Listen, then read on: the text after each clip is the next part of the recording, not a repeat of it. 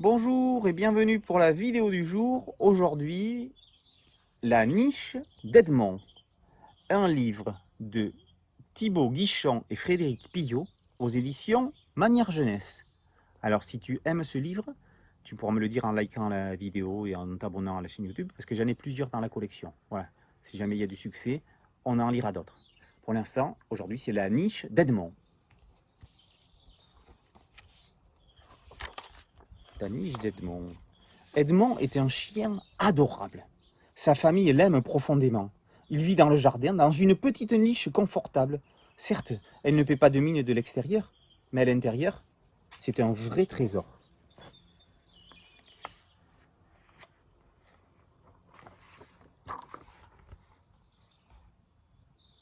Regardez, on voit par la fenêtre Edmond qui joue. Tout y est aménagé avec goût. Incontestablement, Edmond a pris soin de choisir une belle tapisserie, un bon lit et des meubles tout jolis. Regardez, non, elle est grande sa niche. Vous voyez tout ce qu'il y a à l'intérieur?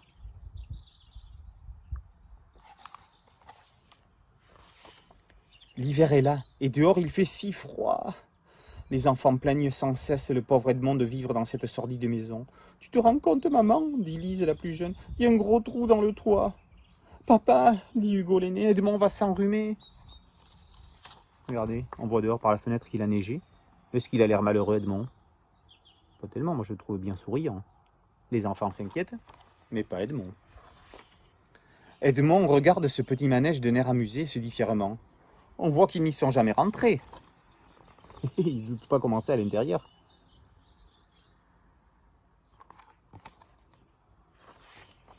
La nuit venue, les enfants invitent Edmond à venir dormir au pied de leur lit. Ils font rentrer à la maison pour pas qu'il ait froid. Elle n'a pas l'air ravie. Au matin, il veut rejoindre sa douce chaumière, mais se retrouve nez à nez avec une horrible niche. Tu seras bien mieux ainsi, s'exclament les enfants. Regarde, c'est joli, il y a 4 boules dorées. Edmond prend un air horrifié et soupire en voyant qu'elle est toute en plastique. Mais je ne suis pas un caniche. Il préférait son ancienne niche.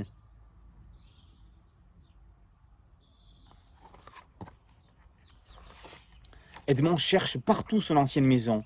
Rien. Sans doute la famille l'a-t-elle jetée. Il regarde avec des jumelles et il scrute pour voir s'il la voit quelque part. Ce soir, il ne dormira pas dans son nouveau palace. Il préfère l'inconfort de la neige et le froid de la glace. Il n'est pas content, il ne veut pas aller dormir dedans.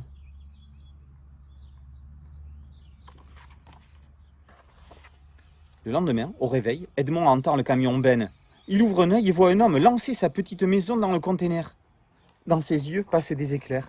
Regardez, le camion des poubelles, le camion Ben, qui est en train de jeter la niche. D'un bond, il franchit la barrière et se met à courir à perdre haleine après le gros engin. Allez, un petit chien qui court après le camion Ben, qui s'en va. Est-ce qu'il va le rattraper? Il affronte 1000 dangers, les grands boulevards où les voitures déferlent à toute vitesse, les chats des rues qui le griffent avec adresse, les bouchers croyant qu'il vient leur voler un os, les policiers qui le pensent abandonner. Regardez, il court partout dans la ville, il y a du monde et tout, c'est effrayant.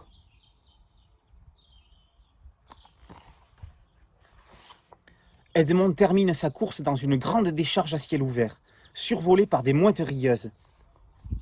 La décharge, c'est l'endroit où on met tous les détritus, toutes les poubelles. La décharge. Il cherche sa petite chaumière. En vain. Il ne trouve qu'ordures, vieilles chaussures et bouteilles de verre. Il s'assoit sur un vieux et lamentable fauteuil. Ses larmes coulent. Regardez, il est tout triste. Ça fait de la peine cette histoire. J'espère que ça va bien se terminer parce que j'aime pas les histoires tristes. Les mouettes, attendries, prennent les choses en main. Elles qui ont sur la décharge une vue imprenable commencent à former un escadron redoutable. Elles scrutent chaque parcelle, regardent dans les sacs poubelles, déblayent avec des pelles. Elles survolent tout et puis elles cherchent partout si elles voient la maison d'Edmond.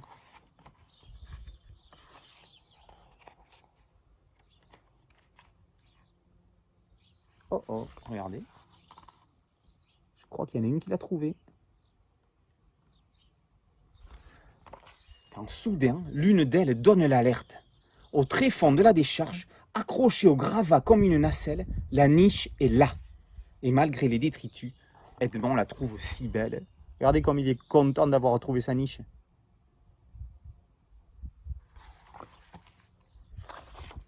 Tout heureux, Edmond prend la niche sur son dos et se met en route pour rejoindre sa famille. Les mouettes ne le quittent plus. Elle l'aide même à circuler en attaquant les policiers hurlants, les bouchers en colère, les chats terrifiants et les voitures dangereuses. Regardez sur toutes ces images, on voit Edmond qui rentre chez lui avec sa niche. C'est lourd à porter pour un petit chien comme ça.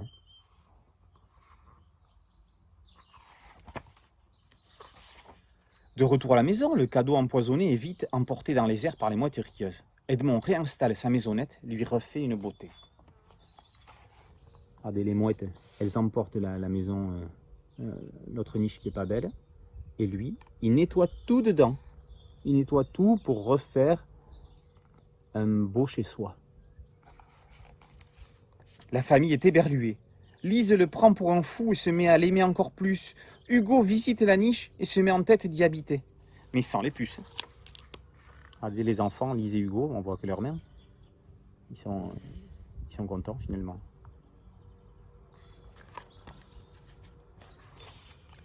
Depuis ce jour, chaque après-midi, Edmond invite ses nouvelles amies, les mouettes, à venir prendre le thé et déguster des douceurs sucrées-salées. Voilà, regardez, Edmond qui a invité les mouettes chez lui parce qu'elles l'ont aidé à retrouver sa niche. C'est mignon.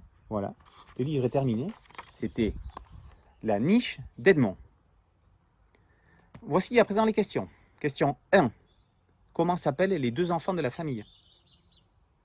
Question 2. Derrière quoi court Edmond pour récupérer sa niche? Et question 3. À la décharge, qui aide Edmond à retrouver sa niche? Voilà, tu peux m'envoyer les questions par vidéo, tu peux y répondre avec tes parents, ça me fait toujours plaisir d'avoir des nouvelles.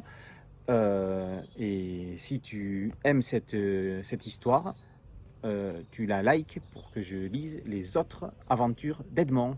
Voilà, à très bientôt. Ciao, ciao.